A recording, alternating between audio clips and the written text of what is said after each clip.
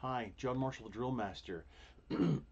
I did a private critique earlier today for an unarmed exhibition drill team, Army J. ROTC, all female, and they started to rely solely on, or I shouldn't say solely, heavily on the usual, what some people might call cheerleading. It's not my favorite type of exhibition drill, and the only reason is because it doesn't contain military flavor, and that's what is required in exhibition drill. Now, you can borrow from cheerleading, you can borrow from even martial arts, step teams. You can borrow moments or instances from those uh, other activities, bring them in and have them work in the setting, in the military exhibition drill setting. But if you rely on them heavily, then it really starts to lack the military flavor and doesn't necessarily work. So there are three types of effect, and the effect that most everybody relies on is an emotional type of effect, or really aesthetic even. So there's intellectual, aesthetic, and emotional, and I'll read from my book here. Um, the intellectual aspect of effect is reflected in the range and quality of the design. So if you're doing something over and over again, that's not that's not good design. The the range and quality of design there just doesn't really exist all that much. Now, if you're performing different rifle work or different body movement, arm movement over similar types of drill, moving you out constantly in a same fashion, that's still limiting the intellectual effect. So then, aesthetic effect. It involves familiarity or intrigue that holds the audience's attention. Now, this is familiarity. This is the biggest, most heavily relied on aspect of military drill, unarmed exhibition that exists and has existed for many, many, many years. Even back when I was even in school year 79, 80 was my freshman year. We still had, we had back then unarmed teams that were doing the slap and the clap type stuff.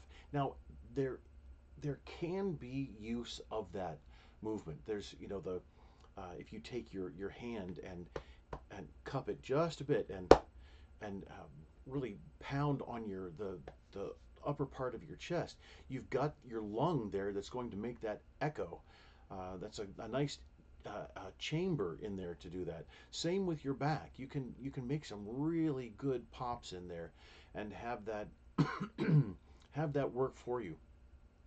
Now, to solely rely or heavily rely on that for your routine, that's where judges can have some trouble.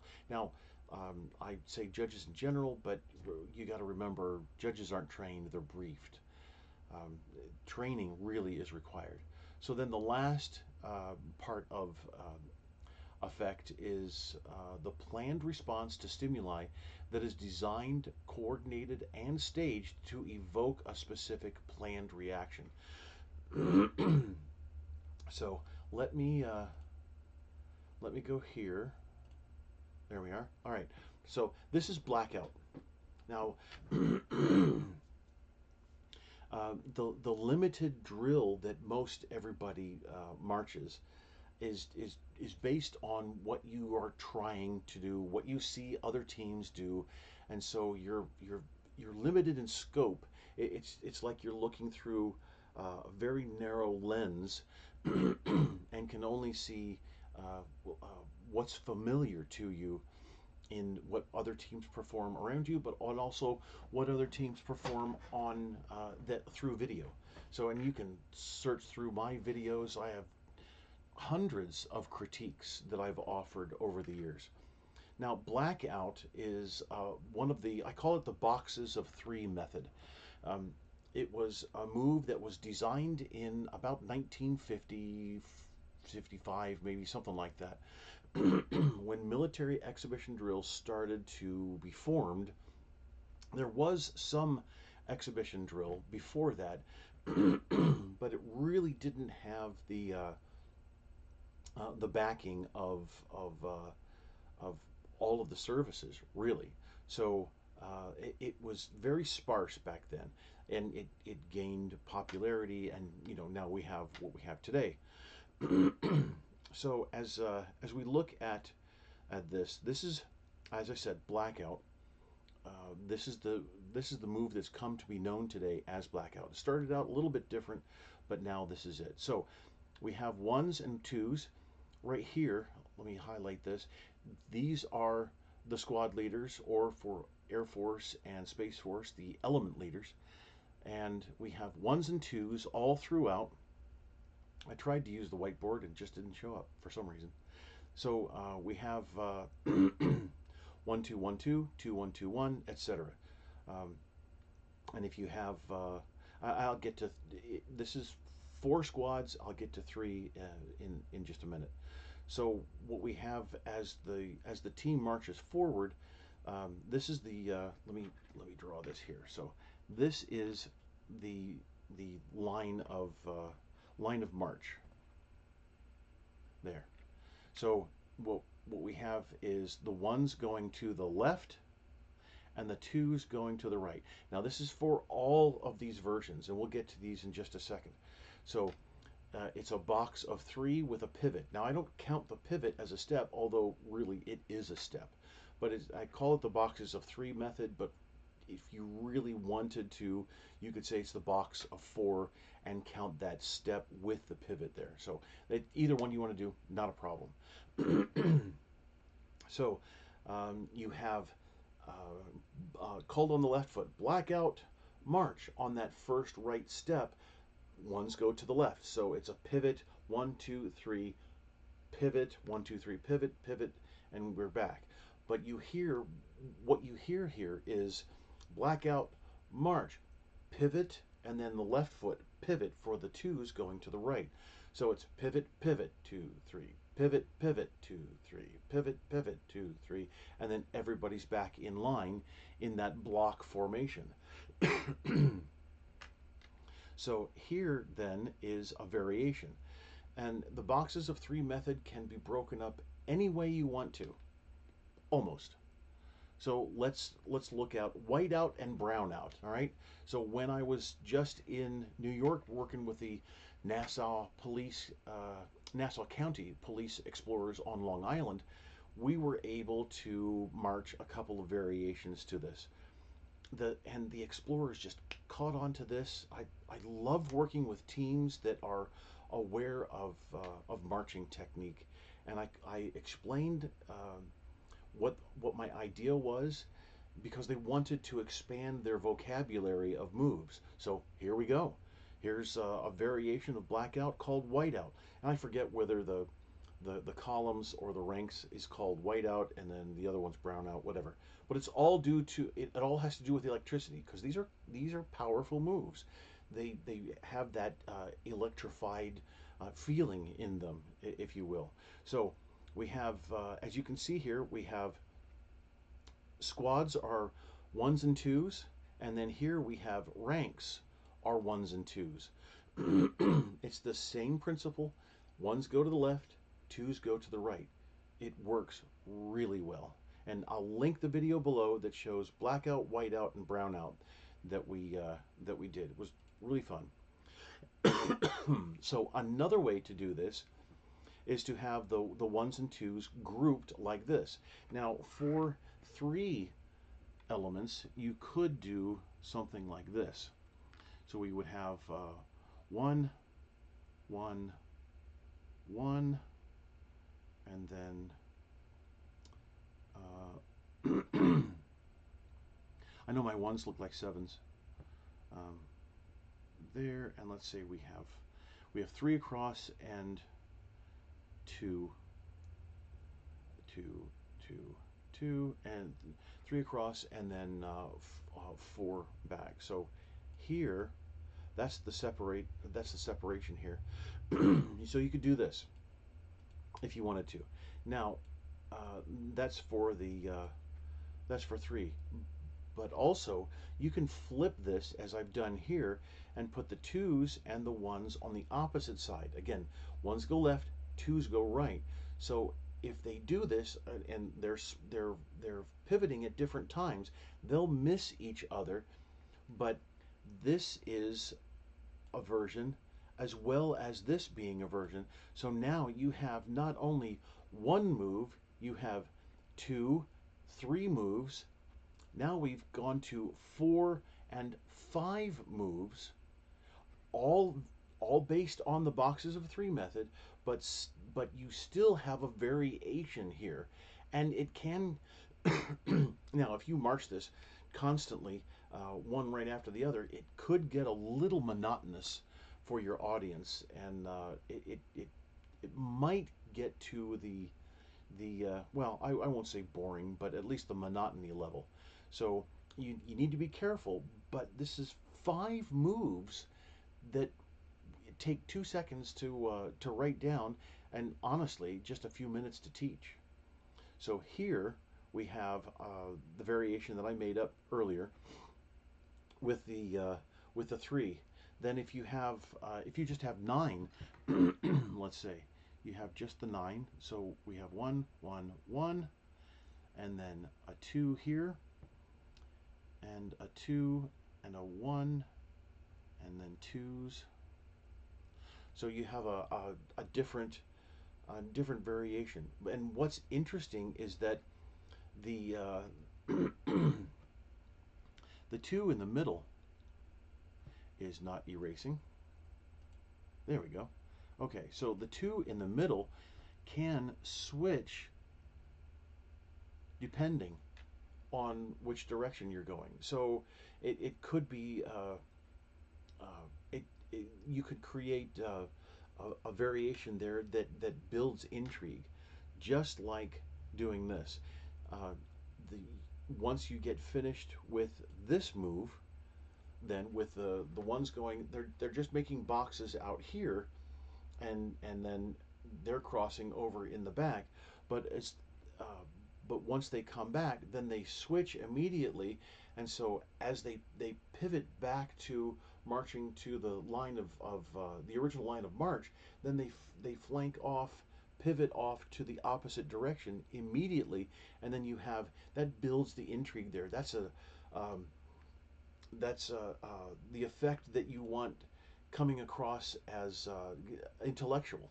And so having that intellectual effect is really going to help you um, uh, build a intrigue with your audience, including the judge, because the judge is going to go, oh, hey, wow, look at this. This is, it's immediate here, and they're just pounding it out, and it's working so well. Now, alignment is crucial with these, as with anything else in your movement for your whole routine. Alignment always. So I tell you what, let me explain something, but I need to write it out first before I get to my last slide here. I'll write this down. Hold on. Okay, pivots. This is a 90-degree pivot. The principle works for any type of pivot. Um, so here we have step length into the pivot. Now we have the left foot, so this is going to be a right flank essentially. We have the step length here, and then we have the step length here. Uh, I, it might be. I tell you what. Let me take this off. Try and make it as as not as busy as it needs to be. So here we have step length before and after, and then walking base. Now walking base is probably brand new to you. Walking base is the distance between your feet measured from the inside of each foot. It's anywhere from about 3 to 5 inches. That's average. That's fairly normal for for anyone. Anyone with a wider walking base is probably doing this when they walk, moving side to side. Anybody who walks with a shorter walking base, then you start working your way into walking the tightrope. We don't walk the tightrope in regulation drill. Definitely not. Never ever do we walk the tightrope. That's 1 foot in front of the other. Doesn't matter the distance, doesn't matter at all. But 1 foot in front of the other, we don't do that in the U.S. military for regulation drill. Now, exhibition drill, sure, you can do it at some point. However, the step length into the pivot and out of the pivot need to be consistent. Now, I'm not talking about the same, they just need to be consistent throughout the team. So take these footprints and multiply them for everybody on your team, and then look at what you're doing. The walking base has to stay the same in order to keep, let me show you here. If we have the walking base, I'll tell you what, I'll just pause real quick. Okay, well, it's a lack of balance that creates this right foot not meeting the walking base requirement from before and then after. So we can see here's the after we pivot. So I've drawn this line through the left foot directly down the middle, and then to have the right foot, this foot, then not step here, but closer, anywhere closer than, or even stepping over. I've seen that quite often. Even stepping over, it's because there's you still have momentum going this way, going that way. If you have momentum still going that way, it carries you past where you need to go. So this foot, you need to create the halt of momentum. Your momentum actually kind of looks like this. I'll enlarge this. There. Your momentum kind of looks like this. It goes from through the inside of the pivot. It doesn't go up to the center and then over. It has to actually curve inside. If you don't have that curve of your momentum inside the turn, it will force you outside of the turn, and your foot will either end up here or here to compensate for that. So you for all of your pivots and all of these moves, black out, white out, brown out, uh, these two moves, yellow out, blue out, blue as in the color of blue, not BLEW, um, blowout, even. So any of these moves, it's pivot heavy, really heavy in the use of pivots. So if you don't have this concept down, then you're going to end up with bad alignment and spacing. And I can go more in depth, and I actually do in my online training, which I'm still working on. It's a work in progress. It's been, I know it's been a long time that I've been working on it, but it'll be good once I get it finished. Anyway, so I wanted to create a visual aid for you for that concept. So now, on to the specifics of what I was talking about with the young lady who requested my critique. This is after your entrance, after you report in. Remember, we have commander here, and then what I was thinking of is uh, either having, this is a long way to travel.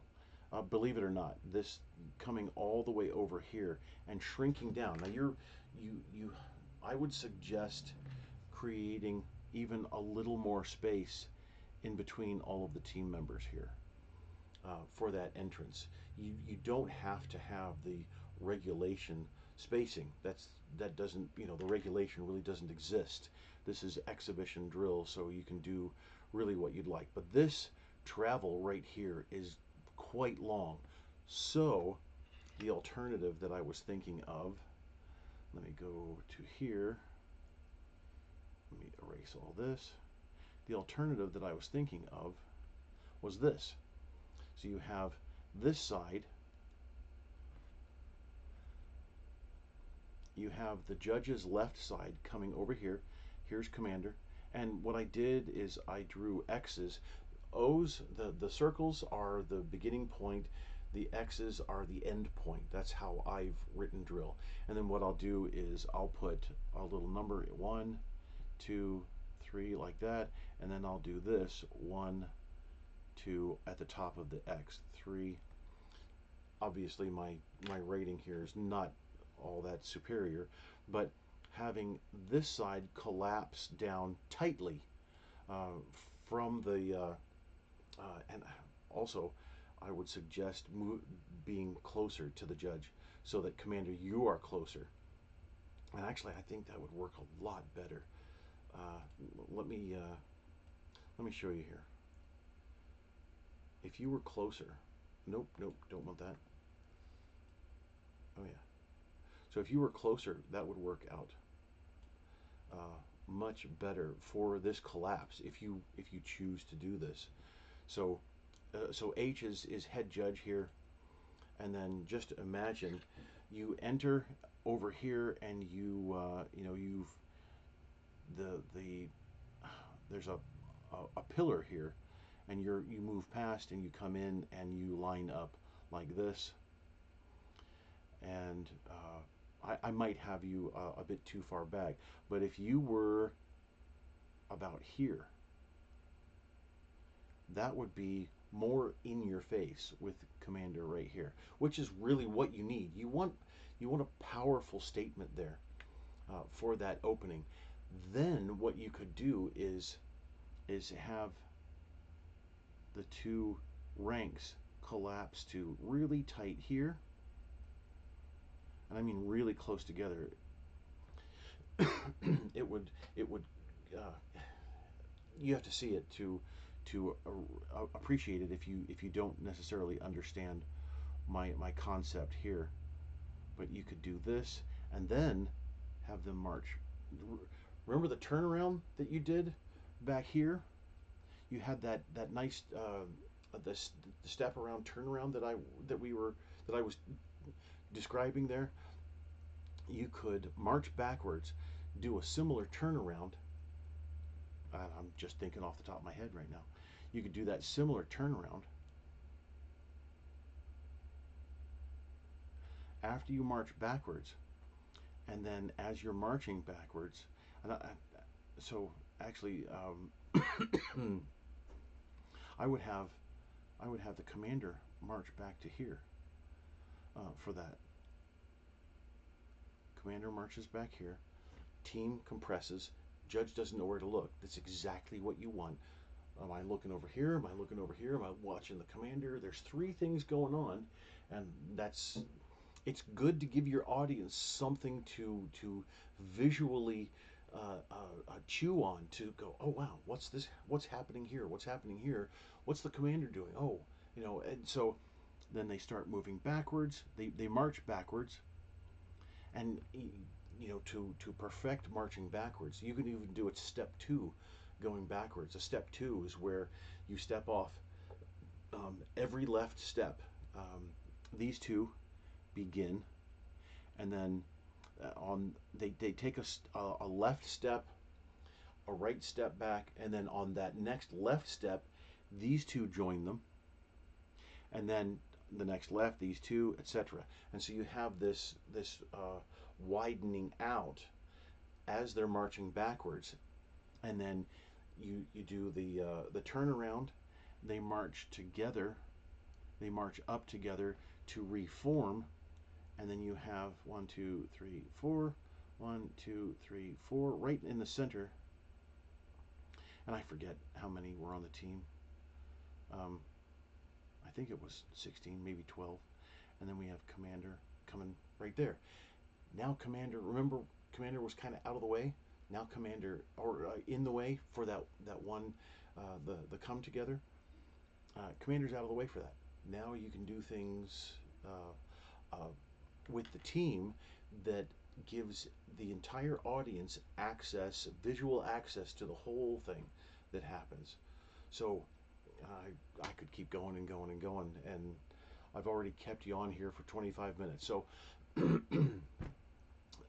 it's early in the season. You can still make changes, and I would suggest it. You don't have to use anything that I write, but if you want to create on your own, by all means, use blackout, use whiteout and brownout, and then use blue out. Let's what we'll call that blue out,